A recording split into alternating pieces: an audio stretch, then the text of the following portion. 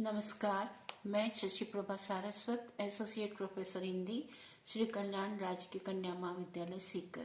प्रिय विद्यार्थियों, आज की व्याख्यान माला का विषय है कवि धूमिल। धूमिल की सुप्रसिद्ध कविता प्रौढ़ शिक्षा।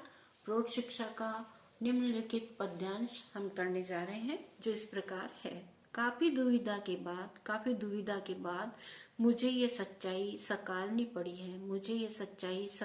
पड़ी है। यद्यपि यह सही है कि सूरज तुम्हारी जेब घड़ी है। तुम्हारी पसलियों पर मौसम की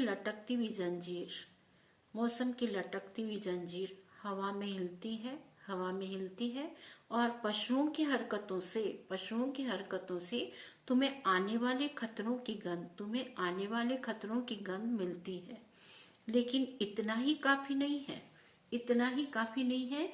इसीलिए मैं फिर कहता हूँ कि हर हाथ में गीली मिट्टी की तरह हाँ मत करो। तनो अकड़ो, अमर बेली की तरह मत जियो। जड़ पकड़ो, बदलो अपने आप को बदलो। ये दुनिया बदल रही है और ये रात है, सिर्फ रात है। इसका स्वागत करो। ये तुम्हें शब्दों के नए परिचय की ओर लेकर चल रही है। निम्नलिखित कवितांश धूमिल कवि द्वारा रचित प्रौढ़ शिक्षा शीर्षक से लिया गया है।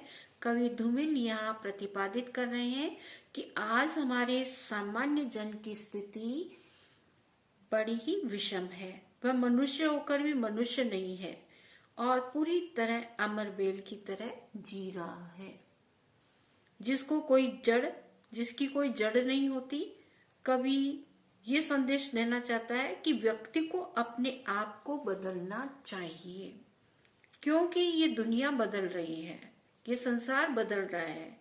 कवि कहता है कि ओ मेरे निरक्षर प्रौढ़ बंधुओं, प्रौढ़ मित्रों, तुम प्रकृति की गोद में पलते रहे।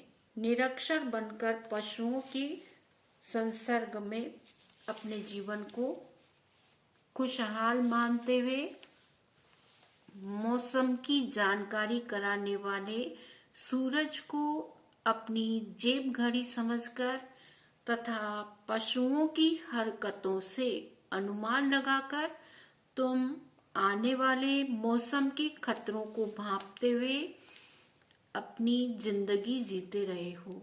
लेकिन काफी दुविधा के बाद मैं इस निष्कर्ष पर पहुंच पाया हूं कि इतर वर्ग ने तुम्हारे साथ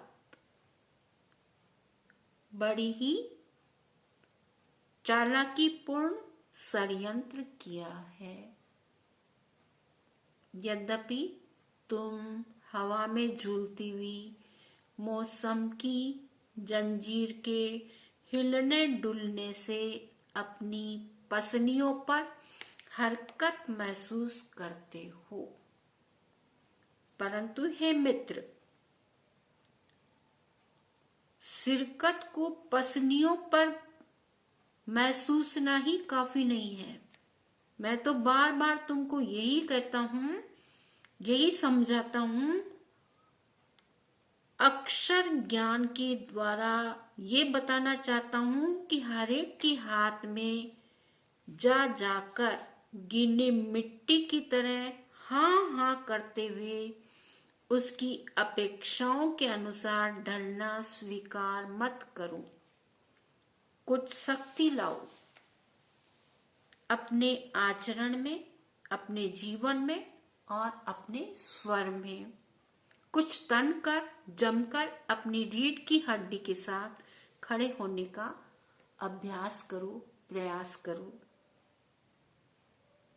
तुम अमरबेल की तरह जो दूसरे पेड़ों के भोजन को छीनकर उन पर आच्छादित बनी रहकर पराश्रित होकर जीवन जीती है, उस अमरबेल की तरह मत जीवो। अपनी जीवनी शक्ति को जमीन से जोड़ो। वहीं समर्पित होकर अपनी शक्ति अर्जित करो। इस नए परिवेश में बदलने का प्रयास करो। तुम्हारे आसपास का संसार बदल रहा है। तुम्हारे जीवन में ये रात का अंधकार है। इस अंधेरे को समझो और स्वागत करो। इस रात का अनुभव ही तुम्हें शब्दों के नए परिचय से जोड़ेगा। ये रात जब प्रभात में बदलेगी तो तुम्हें नए शब्दों से परिचित कराएगी। इसके लिए तुम्हें रात के अंधेरे में ही अपनी मानसिकता बदलने का अभ्यास करना चाहिए। तभी तुम नए अक्षर ज्ञान से परिचित हो पाओगे। वरना ये जो पूंजीपति तबका है, ये तुम्हें तुम्हारी निरक्षरता का फायदा उठाते हुए मेहनत दिन रात 24 घंटे करवाते जाएंगे और गीली मिट्टी की तरह तुम गीली मिट्टी को जिस सांचे में ढाल दिया जाता है वैसे ही तुम हाँ हाँ करते जाओगे और ये तुम्हारी मेहनत का दुरुपयोग करके फल तो स्वयं लेंगे और तुमसे श्रम करवाते जाएंगे। इसलिए हे मेरे प्रौढ़ मित्रों, अपनी निरक्षरता को त्यागो, अज्ञान अंधकार को दूर करो और मेहनत के साथ साथ अपने हक, अपने अधिकार के लिए लड़ना भी सीखो। जो तुम शोषित हो रहे हो, शोषण का शिकार बनते जा रहे हो, उसके विरुद्ध आवाज उठाओ कि जितना हम श्रम कर रहे हैं दिन रात इस धरा पर पसीने की बूंदें बहा बहा कर फसल इत्यादि में जो हम अपना श्रम लगाते हैं उसके मुताबिक ही हमें मेहनत पाना मिलना चाहिए, अपना अधिकार, अपना हक मिलना चाहिए। इसके लिए तुम्हें आवाज उठानी पड़ेगी।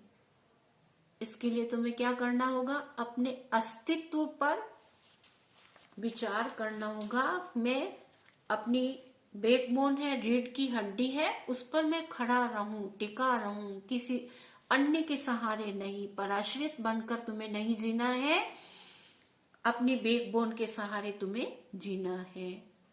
इस प्रकार निरक्षरता को दूर करो और प्रौढ़ बंधुओं, मेरे किसान भाइयों, मित्रों, संघर्षशील वर्ग के लोगों, मेहनत के साथ साथ ज्ञान की तरफ भी अपने ध्यान को केंद्रित करो और अपने अधिकारों के लिए लड़ना सीखो।